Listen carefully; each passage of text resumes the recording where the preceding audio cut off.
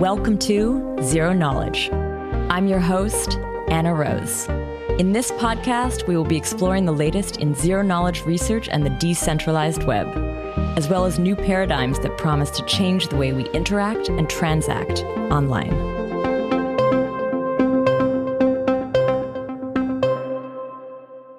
This week, Nico and I chat with Antonio from the EF and Youssef from Lynn at ConsenSys about their new work, Families of Prime-Order Endomorphism-Equipped Embedded Curves on the Pairing-Friendly Curves. This conversation has us diving deep into elliptic curve cryptography, covering things like Bandersnatch and how this is used in Verkle tries or trees. We couldn't quite figure it out. We try to tease out what the terms in the title of this work means, like embedded curves, being endomorphism-equipped, as well as discussing how they were able to actually achieve this work. This one is a cryptography-heavy one, so get ready. Now, before we kick off, I just want to highlight the ZK jobs board for you. There you can find jobs from top teams working in ZK. So if you're looking for your next opportunity and want to jump in, be sure to check it out. And if you're a team looking to find great talent, be sure to add your job to the jobs board today. I've added the link to the ZK jobs board in the show notes. Now, Tanya will share a little bit about this week's sponsor. Namada is the shielded asset hub rewarding you to protect the multi-chain. Built to give you full control over sharing your personal information, Namada brings data protection to existing assets, applications, and networks. Namada ends the era of transparency by default, enabling shielded transfers and shielded cross-chain actions to protect your data even when interacting with transparent chains. Namada also introduces a novel shielding rewards system. By holding your assets in a shielded set, you help strengthen Namada's data protection guarantees and collect NAM rewards in return. Namada will initially support IBC and Ethereum-based assets, but will ultimately serve as a single shielded hub for all assets across the multi-chain. Learn more and follow Namada mainnet launch at namada.net. And now, here's our episode. So today I'm here with Antonio, core researcher at the Ethereum Foundation, and Youssef, who works at ConsenSys on the Lynn project. Welcome, both of you, to the show. Thanks a lot, Anna, for the invite. I'm really flattered to be here. Thank you, Anna, for having me, and thank you, Nico, as well. Yes, and Nico is our co-host for this one. Hey, Nico. Hey, Anna. Hey, Youssef. Hey, Antonio. Yeah, so this is an episode that's been a long time coming. Antonio, we started talking about doing this episode, I think, almost a year ago. And then you were working on some exciting research. You had sort of asked me to hold off. And now we are very excited that we get a chance to talk to you about some research. I'm actually curious if that was the research or if this is new research. Actually, the things like that I standardly do is I work on at least 2-3 problems at the same time. Okay. And when I'm stuck or bored with something and I cannot solve it, I just switch topic and switch research. And that is sometimes I'm lucky enough to solve something. And if not, I just stop, I go to the next problem. And so I repeat the cycle. Sure. I think when we were talking last summer about it, was not this paper exactly, was something else that I still didn't solve it. So I see. I will maybe. For a future episode. Exactly. Well, I'm glad we're getting a chance to get to know you anyway on the show. Youssef, we met, I remember you spoke at the notorious ZK Summit 5 online event, the one that crashed through the whole day. This was right when COVID hit. We did not have this was kind of our put together backup plan to throw a summit online with tools that were not very performant, I guess. But I remember you gave a talk at that. I think your talk went okay. Yours did not crash, as far as I remember. Yeah, I don't remember. This was my first ZK summit where I actually had a slot. And also, I talked at the ZK Study Club on ZEXE. I think it was 1 year ago. It was also online. Yeah. Well, we're going to dig up both of those videos as well. So we met back then. Tell us maybe a little bit about what you've been up to since then. If you've made sort of any changes in the type of research you've been doing, or if you've had some new findings. Yeah, so now I'm working on Lynn, the ZK EVM, but before I was working on GNOC, which is now absorbed by Lynn. So I'm still working on GNOC and on Lynn. So there is a lot of implementation because we need to go on production, we need to deliver things and stuff. But before I was doing more research, And when I had this talk on the ZK Summit 5, it was about elliptic curves, and I'm still doing research about elliptic curves. I mean, the paper we're talking about today is also about elliptic curves. Cool. And then I met Antonio, and then he brought me back to research. Nice. Yeah, so I'm still trying to do both. Right? I have a quick question about GNARC. I've heard recently that there's not only one implementation of this. Is that true? Is GNARC like a whole body of work? So GNARC is more of a ecosystem, but actually there are two libraries. So both are written in Go. So one is GNARC Crypto, which has all the cryptographic primitives, like FFTs, MSMs, finite feet, elliptic curves. And then there is GNARC, which implements the SNARKs based on GNARC Crypto. So it has the Plonk implementation, the GOT16, some other variation like GKR, some checks. And then, so there are a lot of projects that are using either one or both, and these are doing their own thing with GNARC. So we just help them extend GNARC and yeah. Which one are you working on? So I'm working on both, actually. Oh, you are? Okay, you actually see what's happening in both of those. Yeah. Are you worried sometimes about things like this splitting too far apart? Like, does it create issues down the line if, like, a library that becomes kind of used and then there's a team that needs something else, so they kind of fork it off, start building in a different direction? Like, is that something you worry about, or is this a good thing? I mean, we always welcome contributions to the core GNARC library. So if it gets merged to it, then it's nice. For example, so there is Ingoyama, who did the GPU acceleration, and then they did a contribution back to GNARC to integrate the GPU acceleration into GNARC. This was nice. For example, there was BNB, so Binance, who were doing some stuff with GNARC, and then they contributed back to GNARC. So I mean, everyone is allowed to do whatever they want, to extend it, to fork it, but it's really nice to go back to GNARC and try to merge things. But now that we are working on linear, so the whole things we are doing on GNARC aim to linear. But we still want to have time to support other teams that are doing something else with the ZK SNARKs and ZK in general. So we're partitioning time this way. Antonio, let's hear a little bit more backstory from you. I'm curious when you got started at EF, what you started on, and what led you to work on this kind of stuff. Sure. I actually started at the Ethereum Foundation in the core research team about 3 years ago.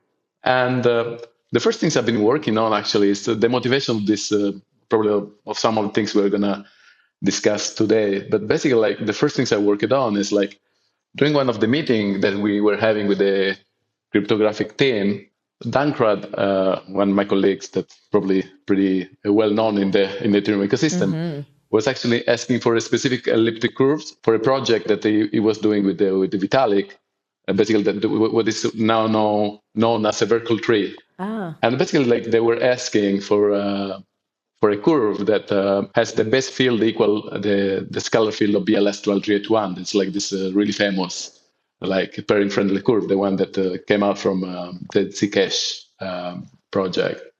And basically, like, this motivated research on something on a kind of new curve that is now known as a Bandersnatch. And that's basically like one of the first things that I've been doing at the Ethereum Foundation.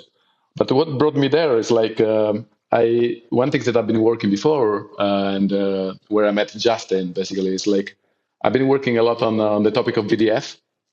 And actually, one of the paper I've been working with other co-authors before was discussed in one episode here. There's this famous isogenous VDF or infamous isogenous VDF. So you had to look at the FAO presenting it. And I'm actually a co-author on that paper. And this kind of contact that with Justin on VDFs might be, let's say, into the EF.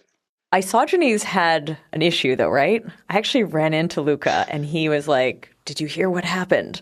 And I hadn't actually, but I want to ask you: is it the work that you did? What happened from there on that topic? So what you probably refer is like on the post-quantum world, like one of the primitive that was presented to be standardized as a post-quantum key exchange, SIDH. Got badly broken, not on quantum computer, but on standard computer. So like what was supposed to be quantum resistant was actually broken on a normal laptop in less than 5 minutes, or a few seconds now, I guess, with the performance of the attack now. And it was like a disaster for the scheme called SIDH that Luca is actually one of the co-authors.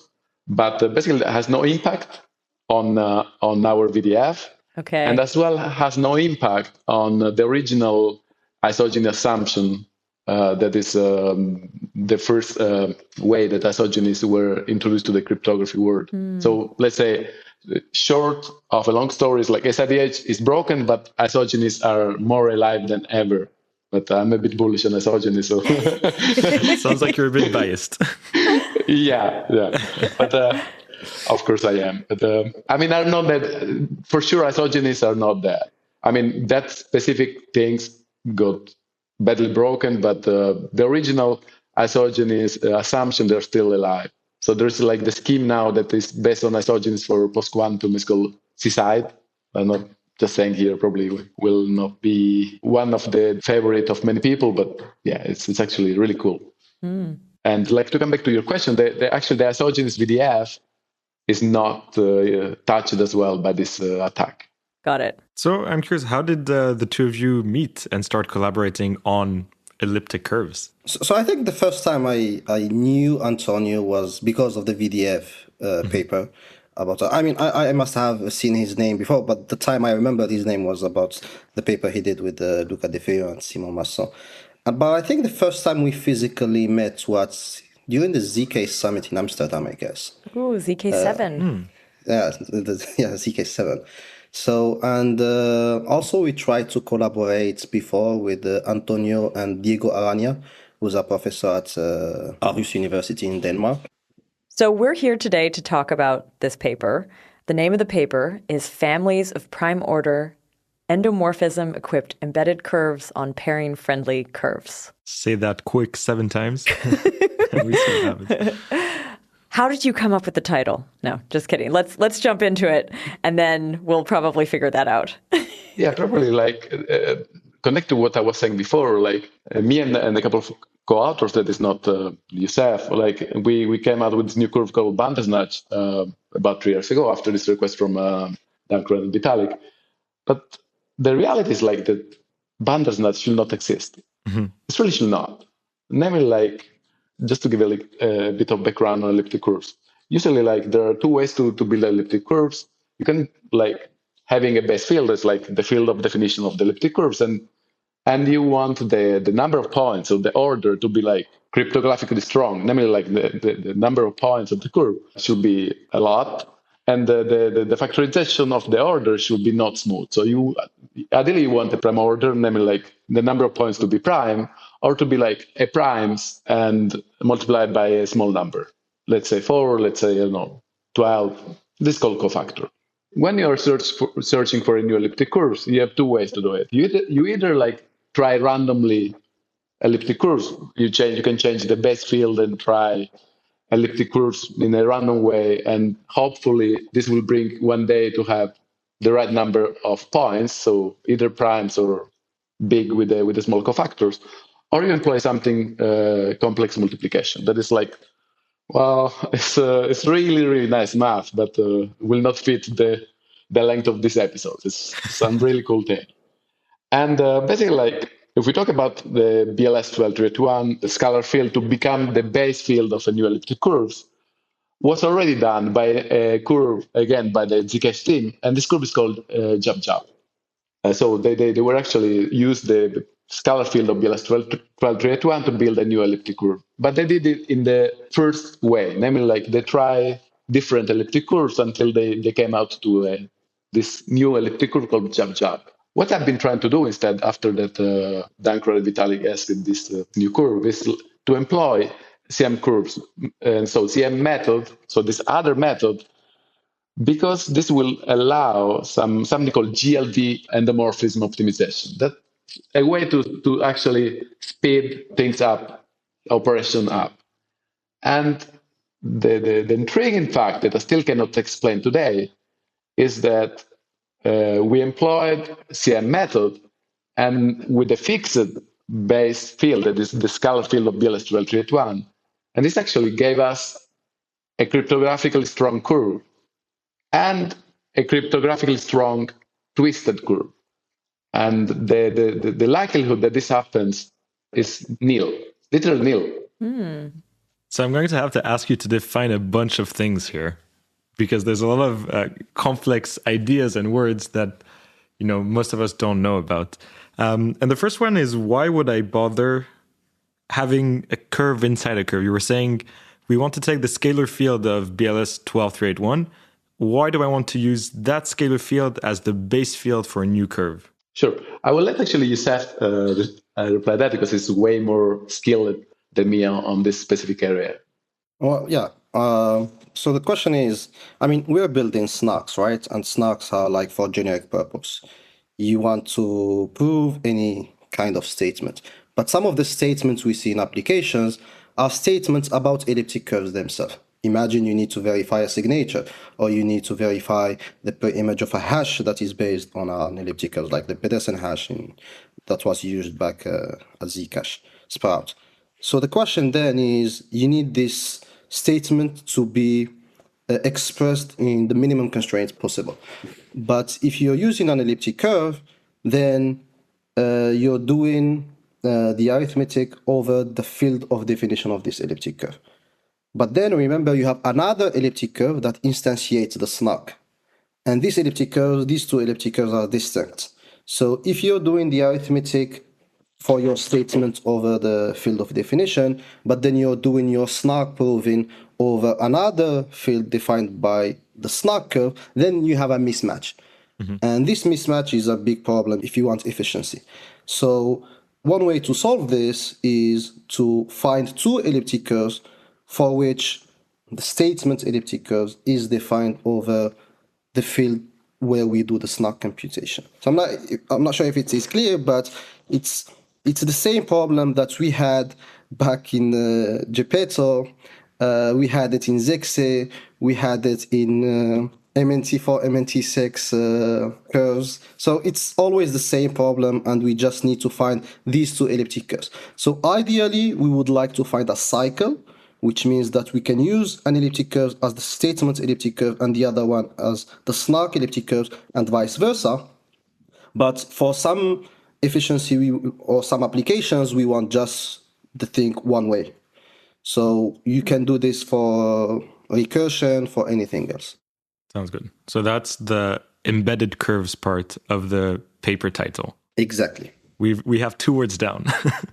Many more to go. Okay, so I guess the follow-up question for me is, Antonio, you mentioned that Zcash already had come up with Jub.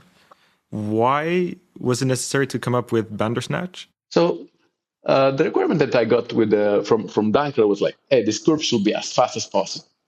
So, like when you think about speeding up operation on elliptic curves, you think about GLV. That's actually if you think about the curve that is in both Bitcoin and Ethereum, is like before, like I think until 2019, 2020, they had the GLV optimization, because not all the curves actually can have GLV optimization. Only the curve built in a specific way with the CM method allow this GLV optimization. And to come back to what I was saying, up to 2020, 19, I guess, both Bitcoin and Ethereum had the curve with the GLV ready to be used on the scalar multiplication, but it was a patent. So they actually were ready to use it, but they could not use it until like the patent expired. And now GLV is free to use by anyone. So when Dankrad and Vitalik, they were asking about like, hey, I want this curve to be as fast as possible. I said, yeah, there's a job, but let's see if actually you can find a CM curve. Mm-hmm. And again, like I thought that this will bring nowhere, but I was extremely surprised. It should not happen, but well, it happened. And one thing that to actually specify here is it is true that GLV helps for scalar multiplication, and so helps like for many cases. But at the end, for vertical trees where Bandersnatch is going to be deployed, it will not help too much eventually, because for MSN, for multiscalar multiplication, GLV degrades with the number of scalar multiplication. So for big MSN, GLV will not help anymore. And this is actually in the original paper. But for scalar multiplication, you have a gain of about 50%. So actually, Bandersnatch is 50% faster than Jub. You just mentioned this thing that was patented that became unpatented, or it expired. Is that something you run into a lot in the work that you do, where you're like, there's an amazing solution. You know it would be amazing, but you can't use it? Or what actually is the issue? Like some company owns it, you could use it, but you'd have to pay them. Like what actually stops you? Yeah, unfortunately, in the field of cryptography happens more often than you want to. One famous case apart GLV is the Schnorr signatures. Oh, yes. They were as well patented. Mm-hmm. So if you think about DSA and ACDA signatures are by far to be perfect. We don't have a proof of security. Mm-hmm. We do have for Schnorr, but for like 25 years, we could not use it because of this. Mm-hmm. Previously, it was the case of RSA. And there are as well cases of elliptic curve. Certicom had a lot of patents on elliptic curve. Even I think point validation was patented by Certicom. Other cases are even symmetric cryptography. I think OCB is by far the best AES method for encryption, and is patented. So unfortunately, it happens. Only the good things they expire after 25 years, I guess. I think actually we're now ready to explain the title of the paper, no? We saw what an embedded curve is. You mentioned, Jub versus Bandersnatch, that's endomorphism and GLV. So what does the title mean? What does the paper do? So just to give some credit, the first guys who introduced the notion of an embedded curve was in a paper called COCO by Kosba and co-authors. And it was for the exact same problem, which is to have native arithmetic in the statement with respect to the SNARK field. And then the Zcash guys introduced Jub, which is the exact same thing as the curve in Coco paper, but they just express it in a specific elliptic curve form, which is called twisted Edwards, to enhance the number of constraints. And then there is Bandersnatch, as Antonio explained, where him and co-authors try to have the same curve functionality as Jub or Kosba paper, but with the GLV, with this additional structure, this additional endomorphism to make things 50% faster. Then what we are trying to do in this paper, and then I'm going to explain now the title, is families of endomorphism-equipped prime order embedded curves. Embedded curves, yeah. So the embedded curves is this part, which is we are doing the same thing as Kosba or Jub or Bandersnatch. Then the other thing is endomorphism-equipped. So we're doing the same thing as Bandersnatch, but not as Jub and Kosba. And the other thing is prime order. So elliptic curves have an order, which is basically just the number of points on this elliptic curve. And this is the group defined on which we're going to do these cryptographic operations. And this number of points can be prime or can be composite. So if it is composite, then we have some issues because we need to multiply by cofactors. We need to check that the points are on this subgroup we are working on and stuff like this. But it comes with fast operations. But now we know how to do fast operations over prime order group, both out of the circuit and also in a SNARK context. And you can also look at Halo 2 book or GNARK implementations. So this is a new part. So we are doing the same as Kosba, Jub, Bandersnatch, but we're adding the prime order thing. But beyond all of this, the real question we were asking is there a family of such curves?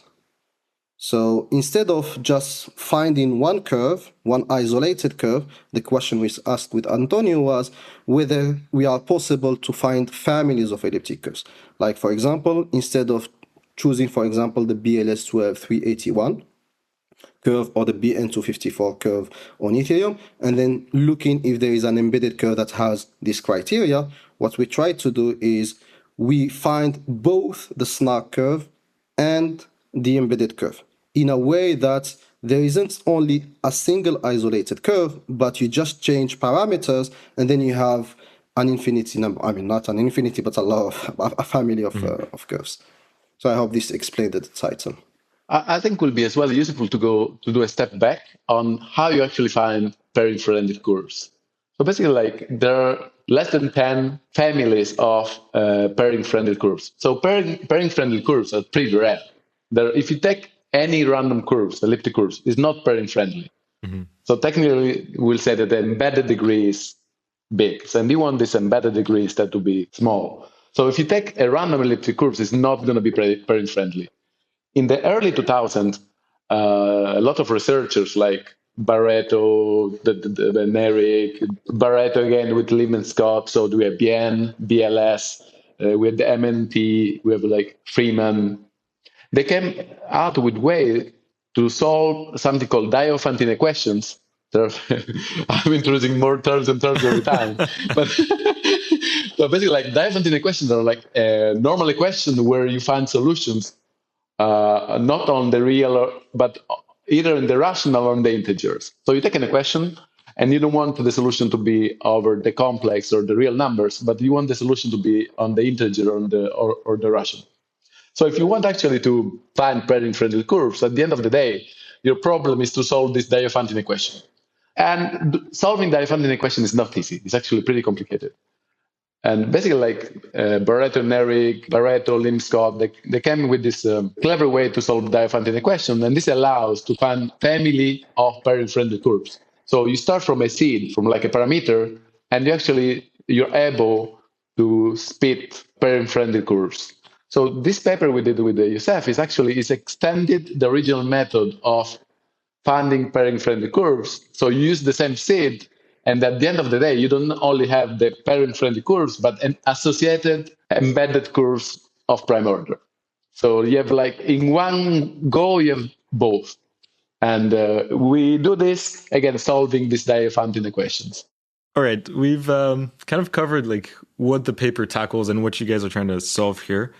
How do you tackle this kind of resource question? Like, what is the angle with which you go in? What's the initial idea? I'm still on the quest of try to understand why Bandersnatch exists, because still didn't understand. Actually, if you read the conclusion of this paper, we say that we explain something on this paper. So we generalize the curve like Bandersnatch and so on. And the initial paper was like only covering BLS. In this paper, we cover as well other curves like BN and KSS. But we kind of explained more than we used to know before this paper, but we still don't explain Bandersnatch. So really, this became kind of obsession for me, and it's not the only one I have, unfortunately. It's like I still would love to understand why Bandersnatch exists, because it should not. Really, like if you do the math and the likelihood that this exists, we did actually a few years ago, and it's like close to zero. I mean, this should not be there. And so that's the motivation of this kind of work, I guess.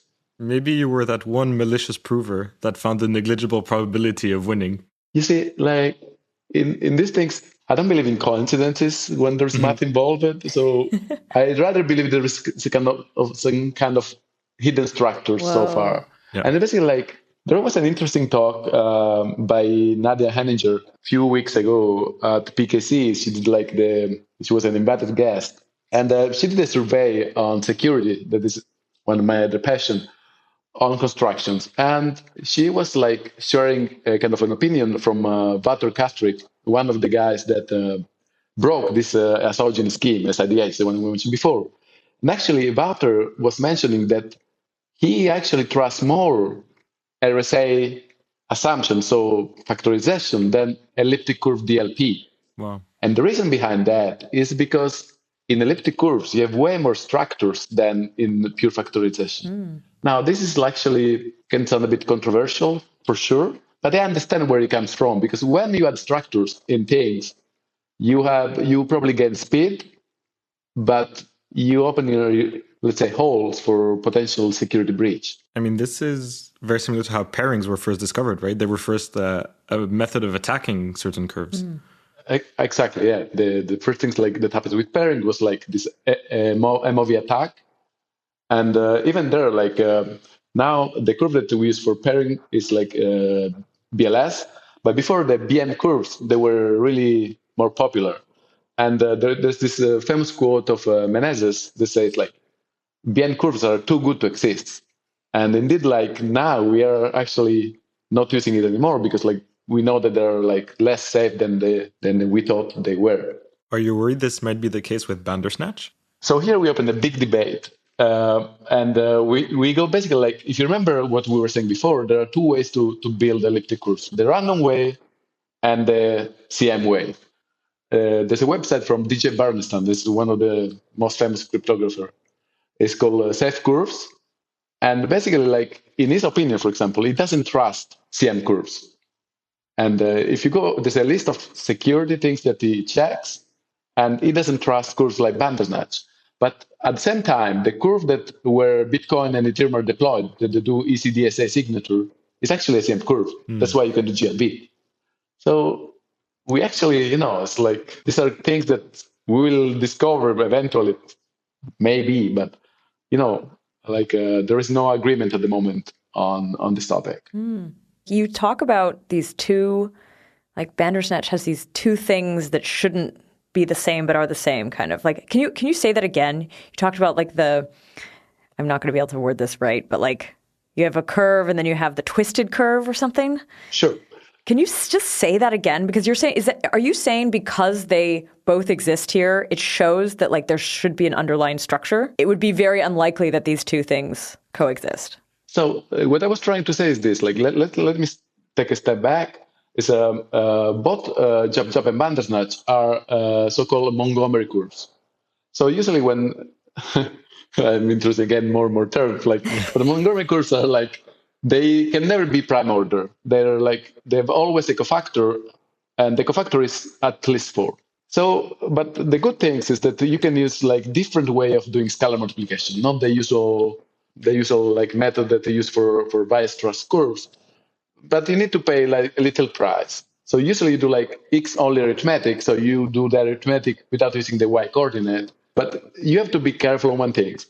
That the isomorphic curves that is called twisted curve is as well cryptographically strong. Mm-hmm. And the amazing thing about Bandersnatch is that when we actually found it, not only like the curve Bandersnatch had a number of points that was like cryptographically strong, but also the isomorphic twisted curve was strong. Yes. And that's unusual. And that's why you think there's a reason that it has both of these qualities or both of these curves being secure. I would be already surprised to have only one part to be cryptographically strong. Okay. But the amazing thing of Bandersnatch is that they have like both to be cryptographically strong. For example, for BLS 1277, only one is strong. The twist is not strong. I see. And instead, like for BLS 12381, like both are cryptographically strong. And again, I will be surprised already to see the first case. Seeing both, maybe in a couple of years, I hope that we will be back talking about why Bandersnatch exists. I wish our listeners could see how much side nodding there's going while you're saying this, like the disbelief, the sheer disbelief. Yeah, it's really amazing. Again, I can't remember now because I don't have any more of these notes, but we did actually the calculation, and it's really unlikely. You've mentioned Bandersnatch, Zhao, this work. Where does this work actually get used? Is it part of some systems that we're aware of? The motivation is, like, again, from Bandersnatch came from this request that I got by Duncan and Vitalik, and it's Berkeley tree. Berkeley tree is is going to be shipped in Ethereum, not in the next upgrade, but not in Pectra, but I think in Osaka, hopefully. Okay. And basically, like, Ethereum is going to change the way how things are persisted. So we will move from, I think it's Patricia Merkle tree to Berkeley. And Berkeley tree will actually use Bandersnatch. And that's the main motivation. But in this case, this is not new curves, is it? Are you saying like the Berkeley trees will use these curves? Or I'm kind of trying to figure out exactly what the connection is there. Berkeley tree will use the motivation of this paper. Will use like Bandersnatch. Okay, we'll use Bandersnatch. But if people will have other, they want new pairing-friendly curves, with this paper, they can actually, in one go, they can find BLS or BN or KSS pairing-friendly curves and the associated embedded curves in one go. So they don't need like to have luck like we got with Bandersnatch. They can really like engineer that. Actually, I have a point to add to this, which is a problem we have in the blockchain community when we are doing elliptic curve cryptography, which is basically, so we know elliptic curves cryptography from other parts of cryptography, and then we know pairing-friendly curves, and now we are using pairing-friendly curves in SNARKs.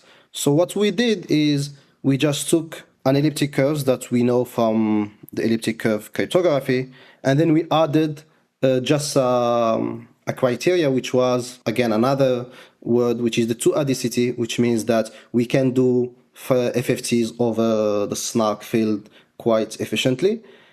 And then we worked with this curve. So this curve is, for example, the BN254, which is on Ethereum, or the BLS2 which is on Zcash, and now also on Ethereum. But then whenever we have a new problem, it's very difficult to move from this old elliptic curve to a new elliptic curve. For example, when we want to do things like embedded arithmetic, then we were lucky to find Bandersnatch. But it's not always the case. I mean, I've run Antonio's code on, I think, dozens of elliptic curves, and none of them was had an embedded curve with this security. And so it's really, really unlikely, and I think that it should exist. I mean, my take on it is it should exist, because, I mean, it's so improbable that there must be a reason for it. So when we wanted, for example, to do recursions a la ZEXE, then we had to introduce a new elliptic curve, which was the BLS2 and then the BW6 that forms a two-chain with it. Now that we want to find families of embedded curve, the problem we face is we need to introduce others pairing-friendly elliptic curves. So we cannot just pick an elliptic curve that we use on Ethereum and then find an embedded. So it's always the same problem, which we keep discovering new requirements, and every time the requirements means that we need to start from the beginning. We cannot just take any elliptic curves we had before and then add this new elliptic curve to it. I've always understood that like the things that have been implemented in Ethereum, or like choices that like early Ethereum engineers made, sort of impacted how these newer systems can actually interact with it. And it sounds like the change that's happening here, is it at the base layer? Like this sounds like it's part of the upgrade. So this would be like the introduction of a new family of curves, or curve specifically. Yes. And you're saying you can't add on. It's not modular. You can't just like upgrade what's exactly there. You have to sort of start again.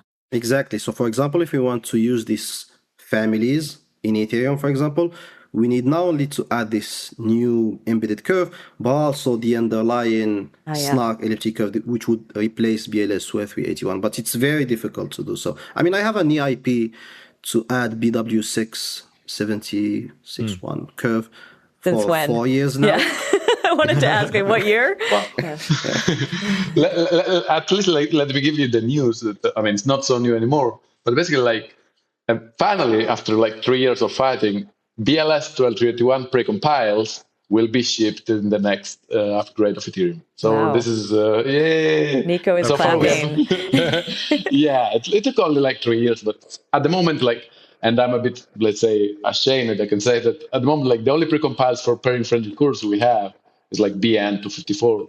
And yeah, I mean, it's not as weak as that everything is going to fail, but it's not clear how many bits of security it has, but definitely not 128 bits of security. And it's the only option we have now in the precompile.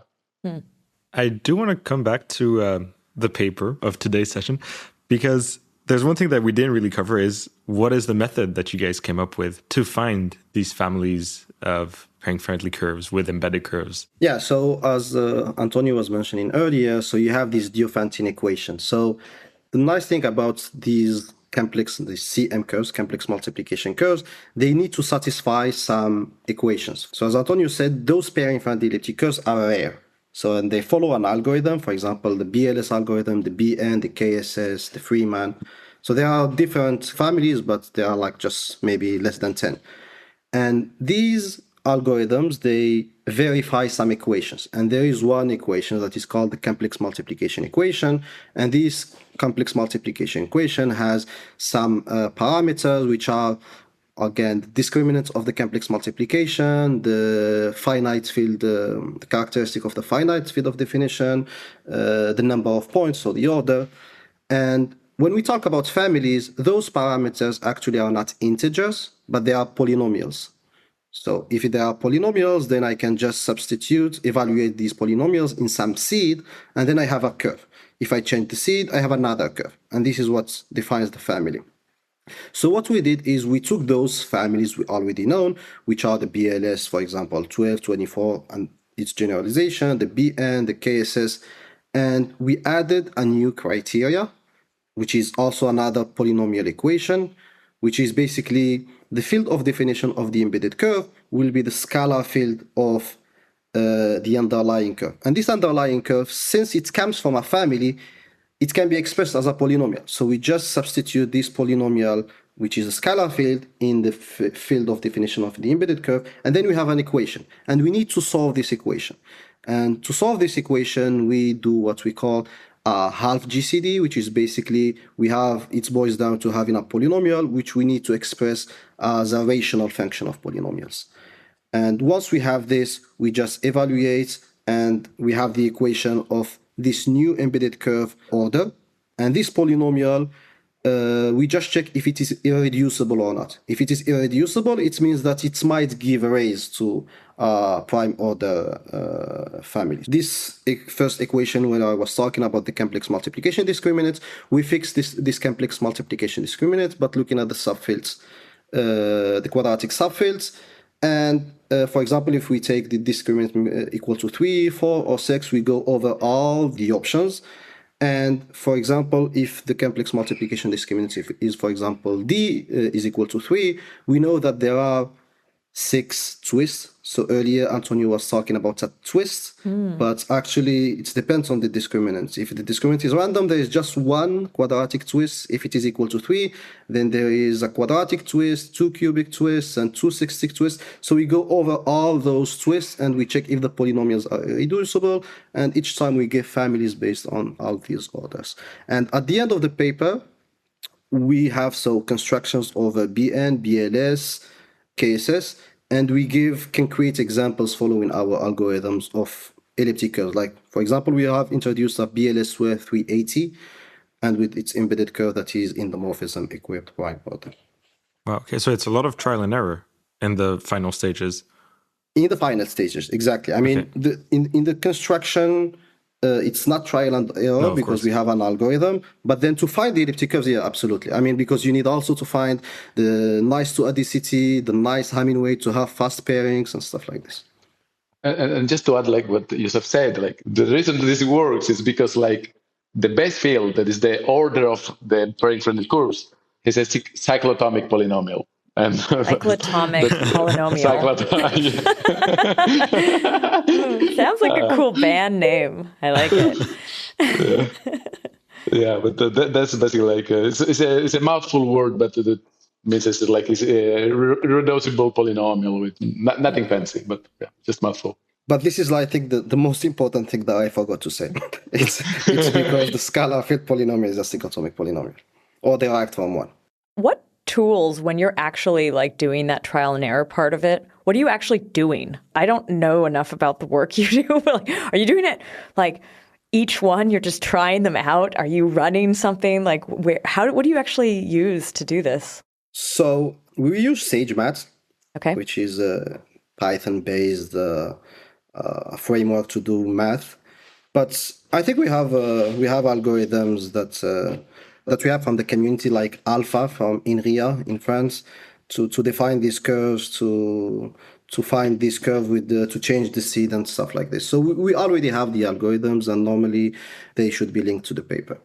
In this field, like, are there cryptography-specific tools, and also are there like this kind of cryptography-specific tools, or are you able to just use existing general math tools always? SageMath is actually defines already these cryptographic tools. For example, you can do your own code, your own class in Python, but you need to define everything from scratch. But for example, when you use SageMath, or for example, there's also Magma, you can, for example, just type elliptic curve, you give the finite fit GF, and then you give your number, and then you give the coefficient, and then boom, it gives you an elliptic curve. Nice. So otherwise it would be very, very difficult to write everything from scratch. And then you use an algorithm to like create multiples of these until they have the properties that you're looking for. Yeah, so once we have defined those polynomials, and we know that, for example, if a polynomial is reducible, then we know for sure that it's not going to give a prime order because it is factorized.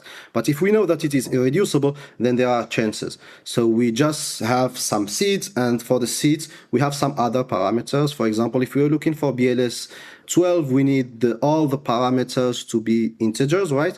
But in some polynomials, we have divisions by some integers. So we need the seed to verify some congruence so that those polynomials gives integers. If we need two adicities, for example, we need some other congruence criteria. So we just have an algorithm that takes into considerations all those criteria. And then we iterate over this seed until one clicks.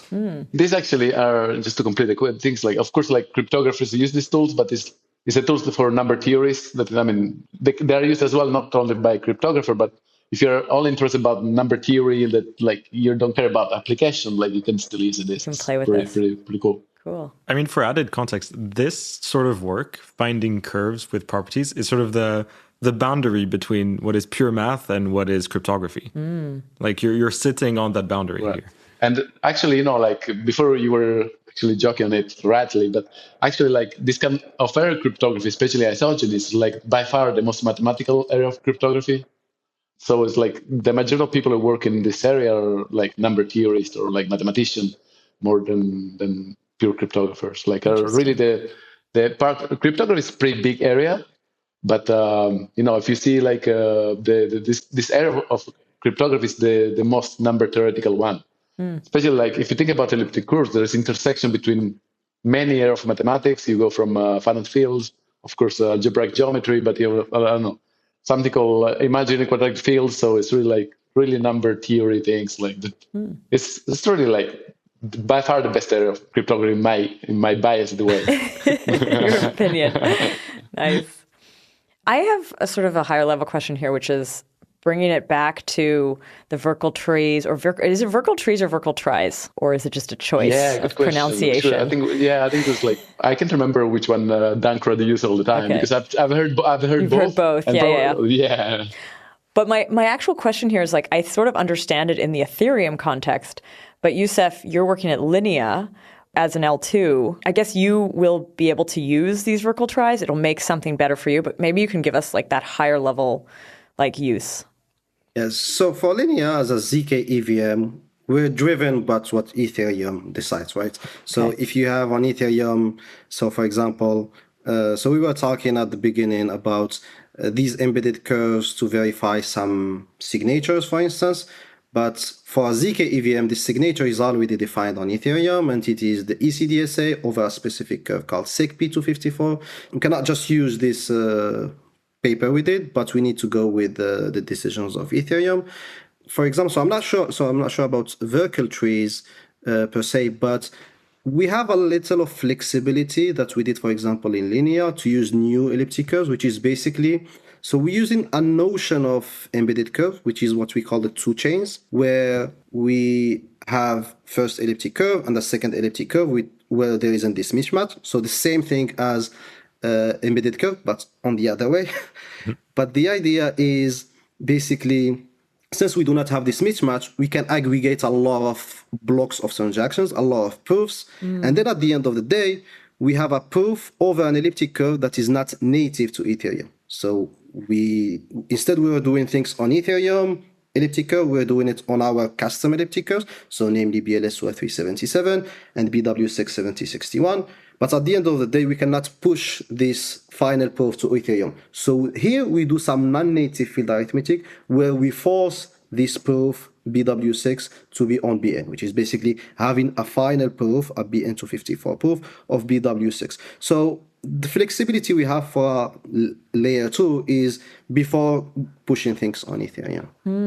And so then are you saying that, like, in a way, this work, like, there's such a great use case for these curves that having the curves implemented on the base chain helps later, because if you had these curves on the base chain, it would be better for Linea in a way? Absolutely. Okay. Absolutely. Interesting. The other way around is the hack I explained, which is doing things the way we want, and then incur in this final mismatch. But like when this new thing goes through, you won't have that problem. Absolutely right. But it's not necessarily its use in Verkle tries that Linea will take advantage of. I mean, it can be used on Verkle tries, but it can use on anything. I mean, I just gave the example of aggregation because this is what I've been working on Linea, but it works also for Verkle try. Cool. I have one last topic that I want to touch on, because we've talked about curves a lot throughout this whole episode. And I wanted to ask the both of you, how do you feel about the recent developments where things seem to be moving more towards the direction of STARKs and hash-based proof systems? I feel bad. but not because like, I feel bad just because I like elliptic curves too much. But I mean, of course, like STARK is great. Progress is inevitable, but I would really love to see elliptic curves as long as I can. So hopefully I'll be retired before this, because I'm too old. I'll be 80s. But even like, if you think about post-quantum crypto, it's all about lattice. Mm-hmm. And that's why like isogenes, the last attempt to keep elliptic curves into the game. If isogenes will not exist, you will not see any more elliptic curves in cryptography with post-quantum crypto. And so as an elliptic curve lover, I will hope that the SNARK will win towards STARK. Youssef, what about yourself? I think I have a similar take as Antonio, which is it's too bad that elliptic curves are disappearing a little bit. But I mean, they're still there for example, in some new schemes like in Nova scheme, or for example, in Zcash for Halo 2, like those cycles of non-pairing friendly elliptic curves. So there is a still place for elliptic curves, but I agree that there is a lot of development for hash-based SNARKs or STARKs. And I still do believe, for example, as a builder of a ZK EVM, there is place for both. Mm-hmm. Actually, and this is what we do, because we have our own proof system, which is based on Orion. We call it Vortex. And it uses code-based cryptography, so it uses hashes, and we use actually a lattice-based hash. And at the end of the day, we need an elliptic curve to go on Ethereum. So there is still place for both. Cool. Well, Youssef and Antonio, thank you so much for coming on the show and telling us all about this work that you did, sort of the background on the work, how we can use it. I mean, this was definitely an episode that for me was somewhat deep in the weeds, but I'm glad that I got to also tease out a few questions I always wanted to ask cryptographers and got to ask you guys. So yeah, thanks. Thanks a lot, Anna. Thanks a lot, Nico. I really appreciate it. Thank you both. Thank you very much, Anna and Nico. Cool. So I want to say thank you to the podcast team, Rachel, Henrik, and Tanya, and to our listeners. Thanks for listening.